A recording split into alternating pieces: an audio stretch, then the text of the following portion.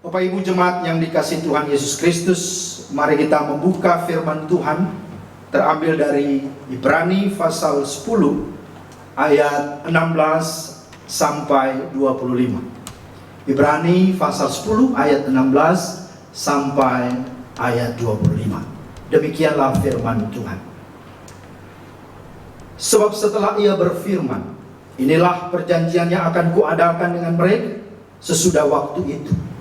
Ia berfirman pula, aku akan menaruh hukumku di dalam hati mereka dan menuliskannya dalam akal budi mereka. Dan aku tidak lagi mengingat dosa-dosa dan kesalahan mereka.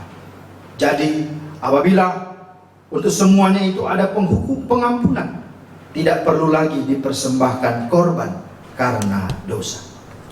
Jadi saudara-saudara, oleh darah Yesus kita sekarang penuh keberanian dapat masuk ke dalam tempat kudus, karena ia telah membuka jalan yang baru dan yang hidup bagi kita melalui tabir, yaitu dirinya sendiri. Dan kita mempunyai seorang imam besar sebagai kepala rumah Allah. Karena itu marilah kita menghadap Allah dengan hati yang tulus, ikhlas, dan keyakinan iman yang teguh. Oleh karena hati kita telah dibersihkan dari hati nurani yang jahat, dan tubuh kita telah dibasuh dengan air yang murni. Marilah kita teguh berpegang pada pengakuan tentang pengharapan kita, sebab ia yang menjanjikannya setia. Dan marilah kita saling memperhatikan, supaya kita saling mendorong dalam kasih dan dalam pekerjaan baik. Janganlah kita menjauhkan diri dari pertemuan-pertemuan ibadah seperti dibiasakan oleh beberapa orang, tetapi marilah kita saling menasihati dan semakin giat melakukannya menjelang hari Tuhan yang mendekat. Demikianlah firman Tuhan. Berbahagialah semua orang yang membaca dan merenungkannya, serta memeliharanya dalam kehidupannya hari lepas hari. Terpujilah nama Tuhan. Bapak Ibu jemaat yang dikasihi Tuhan Yesus Kristus, puji Tuhan bahwa pada saat ini seluruh umat Kristiani, bahkan Katolik di seluruh dunia merayakan hari Jumat Agung atau hari kematian Kristus Yesus disalib. Dan di hari yang agung ini kita akan merenungkan firman Tuhan di bawah tema jalan salib adalah jalan yang baru dalam menemukan Allah. Jalan salib, jalan baru yang tunggunya kita bisa menemukan Allah. Saudara-saudara yang dikasihi Tuhan, manusia adalah makhluk jasmani. Karena itu dia membutuhkan makanan, minuman, pakaian, dan kenyamanan, serta keluarga dan keturunan. Tetapi manusia juga adalah makhluk rohani. Karena itu dia membutuhkan Tuhan. Saudara-saudara yang dikasihi Tuhan, seorang ilmuwan bernama Blaise Pascal berkata, terdapat sesuatu kekosongan yang Tuhan ciptakan dalam hati seseorang yang tidak dapat diisi dengan benda atau materi atau ciptaan yang lain kecuali Allah sendiri. Maka Bapak Ibu, untuk menemukan Allah ada berbagai upaya, ada berbagai usaha yang dilakukan manusia. Contoh, manusia mencoba untuk hidup, jauhkan diri dari keramaian, jauhkan diri dari dunia ini, disebut dengan askestis.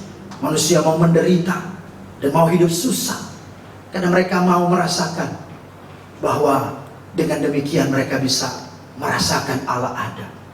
Tetapi juga yang kedua, orang juga bisa menemukan Allah dengan dia hidup saleh dan taat pada hukum atau aturan agama. Sehingga ketika dia bisa memenuhi semua aturan itu, dia merasa dia sudah menemukan Allah. Yang ketiga juga ada hidup beramal atau berbuat baik kepada semua orang yang susah, yang papa, yang miskin, yang disebut dengan orang-orang yang memerlukan pertolongan. Tetapi juga ada yang sungguh-sungguh hidup dengan cara berkontemplasi, bermeditasi, bertapa dalam rangka supaya mereka semakin merasakan dan bisa menemukan Allah. Bahkan juga ada yang menemukan Allah dengan membentuk satu media, itulah patung, agar supaya mereka bisa benar-benar terlibat di dalam perasaan bersama dengan apa yang mereka lihat. Itulah patung itu sendiri. Nah saudara-saudara, ada banyak upaya. Tetapi bagaimana pandangan kekristenan? Bagaimana pandangan Alkitab? Melalui firman Tuhan ini, jalan salib, jalan yang baru dalam menemukan Allah. Ada 4 hal yang kita akan renungkan bersama. Yang pertama, kebenaran dan faktanya manusia tidak dapat menemukan Allah. Itu yang pertama. Kebenaran dan faktanya manusia tidak dapat menemukan Allah. Yang kedua, jalan untuk menemukan Allah hanya ada di dalam dan melalui Yesus, yaitu dengan jalan salib. Yang ketiga, bahwa berkat-berkat dari jalan salib yang telah Yesus jalani dan buat akan sesungguhnya dimiliki oleh setiap kita. Dan yang terakhir, sikap kita yang sudah diberi jalan sehingga kita bisa menemukan Allah, itu tentu sesungguhnya harus menjadi hal yang penting itu kita jalani. Apa sikap kita? Mari kita melihat yang pertama, bahwa kebenaran faktanya manusia tidak dapat menemukan Allah. Bapak Ibu, siapapun di dunia ini, Adam dan segala keturunannya tidak dapat menemukan Allah. Mengapa? Karena manusia telah berdosa dan telah kehilangan kemuliaan Allah. Roma 3:23 menyampaikan itu. Dan jalan menuju Allah, kalau kita membaca dalam Kejadian pasal 3 ayat 23-24, ketika manusia berdosa, Tuhan mengusir Adam dan Hawa, dan dia memagari, menutup pintu untuk masuk kepada pohon kehidupan. Artinya tidak ada jalan lagi bagi manusia untuk bisa menemukan Allah, untuk tidak lagi mencapai Allah, karena Allah sendiri tidak memperkenankan. Dan saudara-saudara yang dikasihi Tuhan Yesus Kristus, dosa itulah mengakibatkan manusia tidak dapat lagi mencapai apa yang disebut dengan sasaran dan kehendak Allah. Dalam bahasa berani disebut dengan hamartia, ortodoks, atau berkaitan dengan kehidupan yang tentu melenceng, menyimpang dari kehendaknya Tuhan. Bahkan kehilangan kemuliaan Allah, arti kehilangan kemampuan total untuk memahami kebenaran, untuk menginginkan kebenaran, apalagi untuk melakukan kebenaran. Seperti ada tertulis dan Roma 3 ayat yang ke-9 sampai dengan ayatnya yang ke-12. Di sana dikatakan, tidak ada yang benar, seorang pun tidak. Tidak ada seorang pun yang berakal budi. Tidak ada seorang pun yang mencari Allah. Semua orang telah menyeleweng. Mereka semua tidak berguna. Tidak ada yang berbuat baik, seorang pun tidak. Mulut mereka penuh dengan sampah dan sumpah serapah. Bahkan kaki mereka cepat untuk menumpahkan darah. Keruntuhan dan kebinasaan mereka tinggalkan di jalan mereka, dan jalan damai tidak ada pada mereka. Bahkan rasa takut kepada Allah tidak ada pada orang itu. Inilah yang menjadi tanda dan ciri bagi orang yang sungguh-sungguh kehilangan kemuliaan Allah. Dan pada akhirnya Roma 6:23, upah dari dosa itu adalah maut, adalah kebinasaan, adalah keterpisahan, keterhilangan dalam hadirat Tuhan. Nah, saudara-saudara yang dikasihi Tuhan, artinya manusia tidak dapat lagi menemukan Allah karena dosa itu telah mengikat dan menguasainya. Seumpama dia masuk dalam lumpur hidup. Saudara, ketika dia masuk terperosok ke dalam, ketika dia bergerak, semakin bergerak, bukan semakin dia bebas atau dia semakin keluar dari lumpur, tetapi semakin masuk, semakin masuk. Seperti itulah dosa. Nah, saudara-saudara yang dikasihi Tuhan, artinya bahwa dia tidak bisa tidak berdosa. Itulah dosa yang menguasai. Dan dalam Roma pasal 7 ayat 7-19 di sana dikatakan oleh Paulus sendiri, sebab bukan apa yang aku kehendaki, yaitu yang baik yang aku perbuat, melainkan apa yang tidak baik yang aku tidak kehendaki, justru itulah yang aku perbuat. Saudara, pernahkah saudara punya pengalaman seperti itu? Sesungguhnya hal itu tidak kusukai, tidak kukehendaki. Tapi itulah yang aku buat. Sementara yang aku suka, aku hendaki, aku inginkan yang baik, justru tidak aku buat. Ya, itulah yang terjadi dalam kehidupan manusia. Nah, saudara-saudara, saudara pernah tahu bahwa ya makan cabai terlalu banyak pastilah sakit perut, ya. Kalau enggak bisa bahaya, ya. Ya. Tapi karena orang ya tahu itu baik, tapi dia tidak berkuasa untuk menolaknya, ya. Akhirnya dia makan juga, walaupun dia tahu itu juga bisa mendatangkan yang tidak baik. Itu hanya salah satu contoh saja betapa dosa telah mengikat kita secara jiwa, raga, pikiran, dan roh kita. Maka saudara-saudara yang dikasihi Tuhan, kebenaran dan faktanya bahwa manusia tidak dapat menemukan Allah. Itu. Tetapi pertanyaannya, kalau begitu, ya seperti apa kita bisa bertemu dengan Allah? Bagaimana cara kita bisa bertemu dengan Allah? Memang tidak ada cara. Tidak ada sesuatu yang bisa kita lakukan untuk menemukan Allah, kecuali satu. Itulah kalau Allah sendiri mau datang, mencari dan menemukan kita. Nah, itulah yang sesungguhnya yang sungguh menjadi jalan, menjadi pintu masuknya. Kalau kita tidak bisa, tidak mampu, tapi bisa kalau Tuhan sendiri yang datang dan mencari.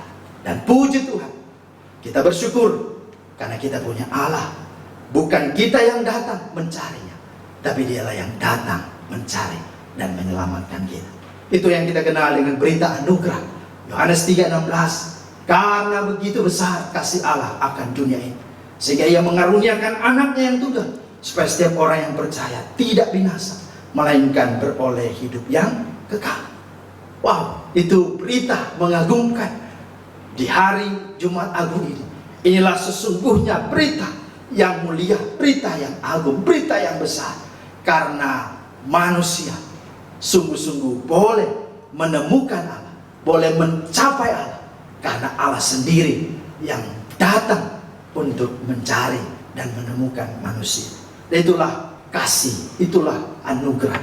Dalam 1 Yohanes 4 ayat 10 berkata, inilah kasih itu, bukan kita yang mengasihi Allah, tetapi Allah lah yang mengasihi kita. Dengan apa? Dengan Ia mengutus anaknya ke dalam dunia untuk menjadi pendamaian bagi setiap kita. Saudara-saudara yang dikasihi Tuhan Yesus Kristus, maka kalau kita bicara tentang jalan untuk menemukan Allah, memang tidak ada jalan kecuali hanya di dalam Yesus Kristus, anaknya yang tunggal.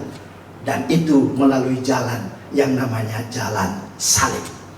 Saudara, mengapa? Karena bicara tentang jalan salib, di mana manusia sudah berdosa, dan sebagai Allah yang mengasihi kita, Dia sungguh-sungguh pastilah tidak menyukai dan membenci dosa, dan maka dosa harus dihukum.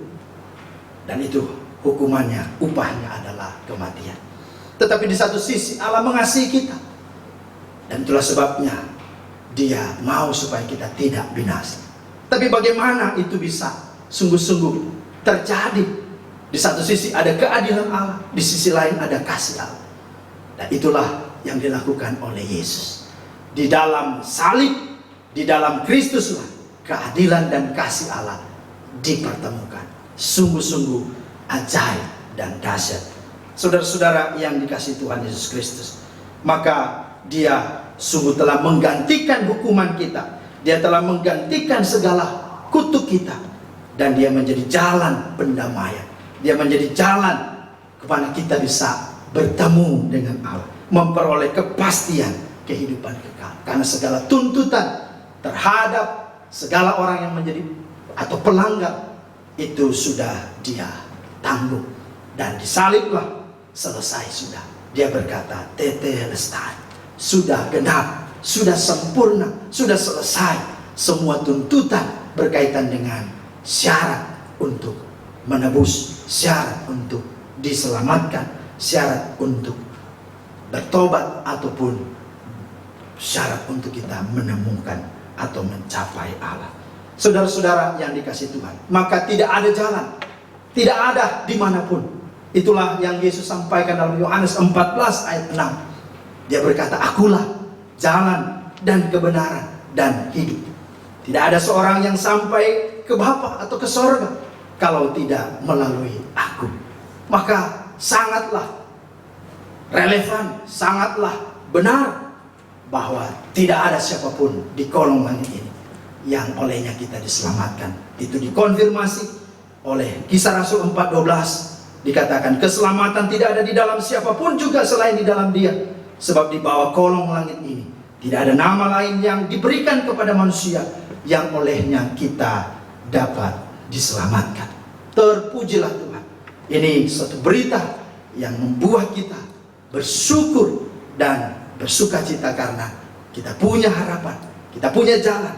Karena Yesus sudah membuka jalan yang baru sehingga kita bisa menemukan Allah. Dan setiap orang yang diselamatkannya dikatakan tidak binasa. Ini kepastian, ini jaminan. Dan itu yang menjaminnya adalah Yesus. Yohanes 10:28-30 berkata, dan aku memberikan hidup yang kekal kepada mereka, dan mereka pasti tidak akan binasa sampai selama-lamanya, dan seorang pun tidak akan merebut mereka dari tanganku.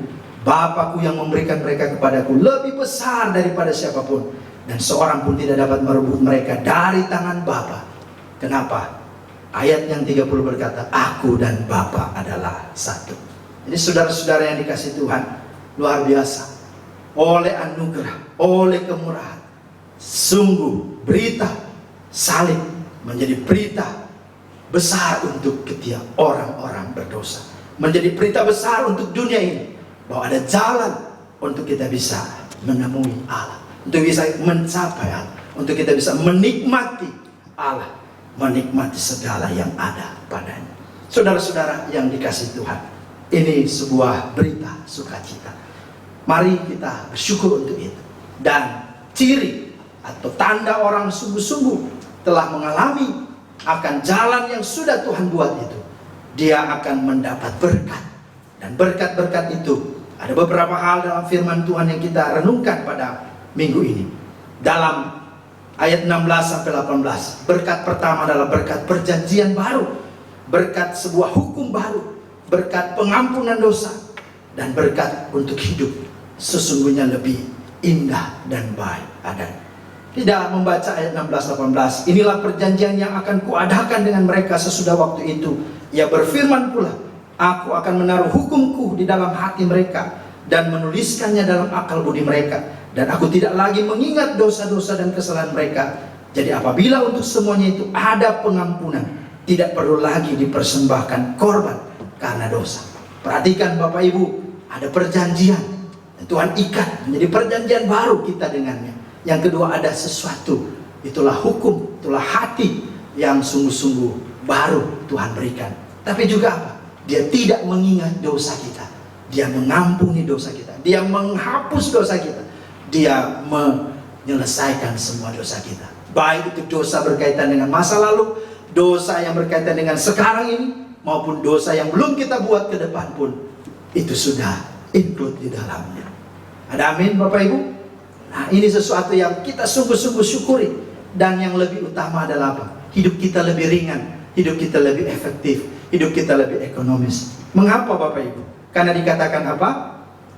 Ketika dia melakukan semuanya itu, tidak perlu lagi dipersembahkan korban karena dosa. Saudara bayangkan kalau Yesus tidak mati untuk kita. Syarat untuk mengampuni atau syarat untuk menebus, masing-masing kita harus bawa korban. Nah, coba kalau zaman sekarang satu dosa satu korban, kira-kira bagaimana jadinya? Ya, hidup kita repot pasti, rumah kita penuh dengan binatang pasti, dan pasti susah. Dan puji Tuhan, salib itulah jalan yang tidak hanya menemui Tuhan, tidak hanya kita berjumpa dengan Allah, tapi membuat hidup kita merdeka, hidup kita indah. Puji Tuhan. Nah, saudara, berkat yang kedua adalah kelayakan dan perkenanannya untuk kita bisa menghampirinya. Dikatakan di dalam ayatnya yang ke-19, ya, bahkan dengan ayat selanjutnya 20 berkata, jadi saudara-saudara, oleh darah Yesus kita sekarang penuh keberanian dapat masuk ke dalam tempat kudus, karena ia telah membuka jalan yang baru dan yang hidup bagi kita melalui tabir yaitu dirinya sendiri.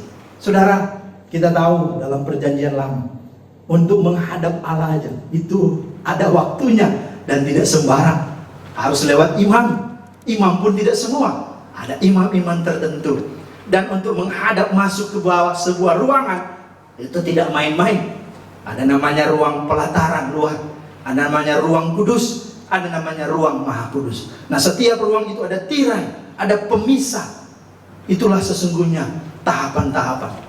Betapa sulitnya, betapa menakutkannya, betapa begitu sungguh-sungguh tidaklah semudah seperti sekarang. Tetapi kata Tuhan melalui firman ini, oleh karena dialah yang sudah memberi jalan yang baru. Bahkan dikatakan oleh keberanian kita dapat masuk ke dalam tempat kudus, karena ia telah membuka jalan yang baru dan yang hidup bagi kita melalui tabir. Itulah tabir, itulah tirai itu. Dikatakan tabir itu sendiri adalah dirinya. Artinya tabir yang sudah menjadi pembatas itu di dalam Yesus telah diputuskan, telah dilepaskan, telah dikoyakkan. Dan akhirnya apa Bapak Ibu? Kita bisa datang menghampiri Dia kapan saja, di mana saja. Dulu kita kiblatnya Yerusalem, tapi sekarang kemana saja kita mau datang ketemu Tuhan, selalu anytime menunggu kita. Dia ada. Itu sebabnya Dia mau mencari, bukan lagi orang yang menyembah di sini dan di sana, tapi Dia mau datang menyembah, mencari orang-orang yang disebut penyembah Bapa dalam roh dan kebenaran. Maka ini satu berita untuk kita. Mari kita sungguh-sungguh bersyukur atas kesempatan jalan yang baru. Kita bisa bertemu dengan Dia kapan saja, karena itu sesuatu yang indah dalam hidup kita. Dan berkat yang berikut, pemeliharaan Tuhan. Dikatakan kita akan memiliki seorang imam besar. Imam besar sebagai kepala rumah Allah, ayat 21. Dan kita mempunyai seorang imam sebagai kepala rumah Allah.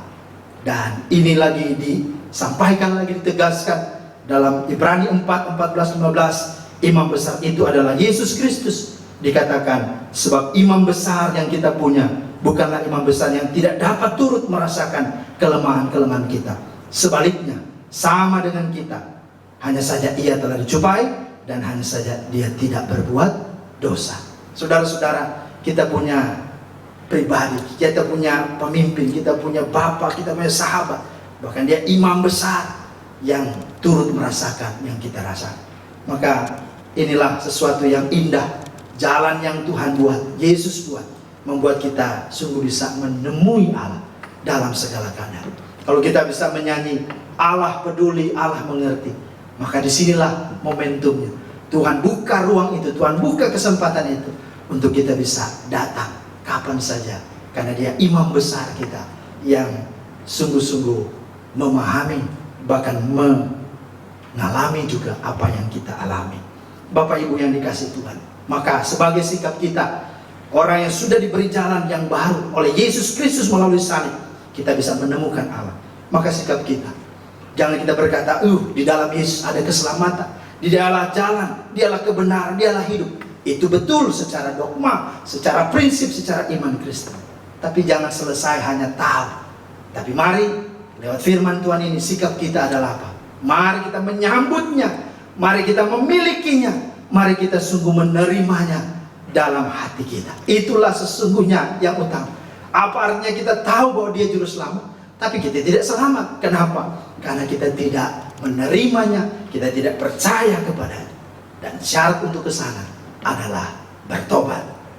Kita menyerahkan hidup kita, kita sungguh-sungguh mengaku dosa kita, dan kita menerima dan percaya kepadanya. Firman Tuhan berkata, jika kita berkata kita tidak berdosa, maka kita menipu diri kita sendiri, dan kebenaran tidak ada di dalam kita.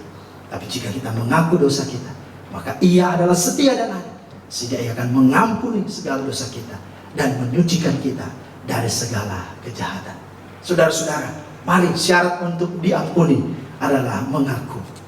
Kalau kita mau dimuliakan, maka kita harus sungguh-sungguh rendah untuk datang kepada Tuhan. Dan dikatakan juga, ketika kita percaya dan menerimanya, Yohanes 1:12, kita diberi kuasa menjadi anak-anak Allah. Status kita bukan menjadi seteru, musuh, tetapi status kita menjadi baru. Itulah anak-anak Allah. Maka banggalah kalau saudara, kalau kita semua tahu ya bagaimana hak istimewa seorang anak dalam keluarga. Dia tidak hanya dikasih gelar, dan dia tidak hanya dikasih warisan, dia tidak hanya dikasih segala yang istimewa, tapi tentu dia juga yang terus membawa nama marganya. Itu bicara wibawa, itu bicara kehormatan. Dan puji Tuhan, kita ada di barisan itu, orang-orang yang sungguh-sungguh menjadi anak-anak Allah. Dan itulah yang kita mau. Sikap kita yang kedua, ketika kita tahu jalan menuju surga, kita tahu kita sungguh dapat menemukan Allah, maka mari kita sungguh-sungguh beribadah kepadanya ya, dengan tulus ikhlas, bukan dengan sungguh-sungguh, bukan dengan terpaksa, bukan dengan beban, tetapi mari kita betul-betul merayakan perjumpaan kita setiap kali kita beribadah kepada Tuhan.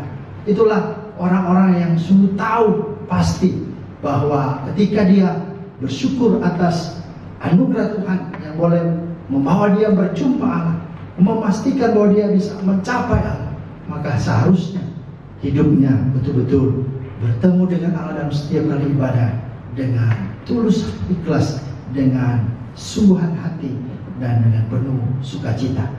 Nah, hal yang kedua, sebagai orang yang sungguh-sungguh telah diberi jalan yang baru oleh salib Yesus Kristus, sehingga kita bisa menemukan Allah, maka hal yang kedua, hal yang ketiga adalah mari kita semakin giat bersungguh-sungguh dalam hal apa? Yang pertama, iman.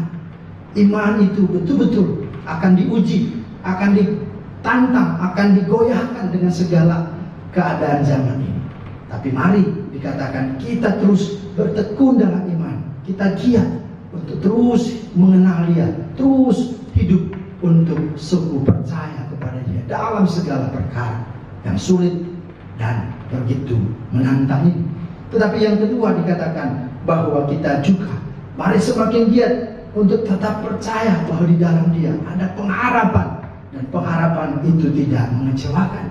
Dia menyatakan bahwa di dalam ayat 23, marilah kita teguh berpegang pada pengharapan, pada pengakuan dan pengharapan kita, sebab Ia yang menjanjikannya setia. Tuhan ada dalam seluruh kehidupan kita. Maka mari kita sungguh-sungguh percaya dalam segala keadaan. Kita tidak putus asa, tidak menyerah, tidak kecewa, tapi kita punya pengharapan di dalam Yesus. Kita bertekun, berdoa, berseru, dan firman Tuhan kata orang menanti-nantikan Tuhan tidak akan mendapat malu, bahkan dia mendapatkan kekuatan baru. Bahkan dalam Yeremia 29 ayat 12 sampai 14, ketika kita berseru kepadanya, Dia akan mendengar. Bahkan ketika kita benar-benar mencari Dia, maka Dia akan memberi dirinya untuk ditemukan oleh kita. Saudara, ini sesuatu yang begitu membuat kita bersuka cita, karena Dia Allah yang membukakan hati dan hidupnya untuk setiap saudara dan saya bisa menemuinya.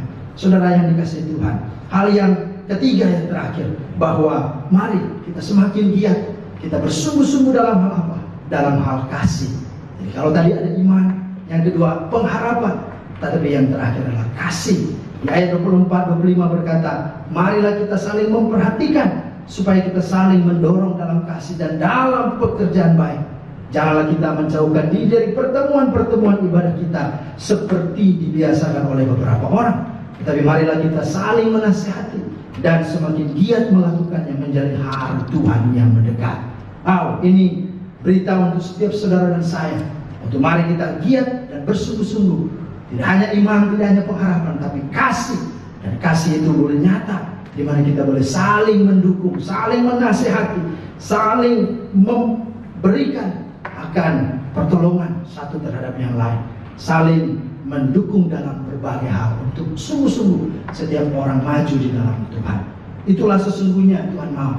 Dan mari kita sungguh-sungguh saling mengingatkan untuk supaya setiap orang jangan pernah mundur, jangan pernah menyerah, tapi dalam segala keadaan kita tetap optimis, karena kita punya Tuhan yang sungguh memberi jalan, memberi kepastian, memberikan kehidupan kekal.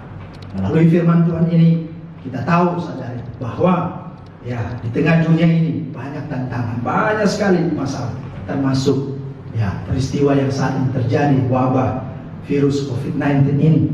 Kita perhatikan bersama bahwa ya tiba-tiba semua orang ya tanpa pandang bulu, tanpa pandang status ya dipanggil Tuhan. Saudara, mari kita betul-betul menghargai hidup ini. Dikatakan, mengapa kita harus giat melakukan sungguh-sungguh. Di dalam ayat 25 bagian terakhir, kita semakin giat melakukannya karena apa? Menjelang hari Tuhan yang mendekat. Mari kita tidak tahu kapan dan berapa lama kita hidup. Sebagai contoh, ketika terjadi peristiwa virus ini, tidak ada yang tahu, tidak ada yang bisa menerka.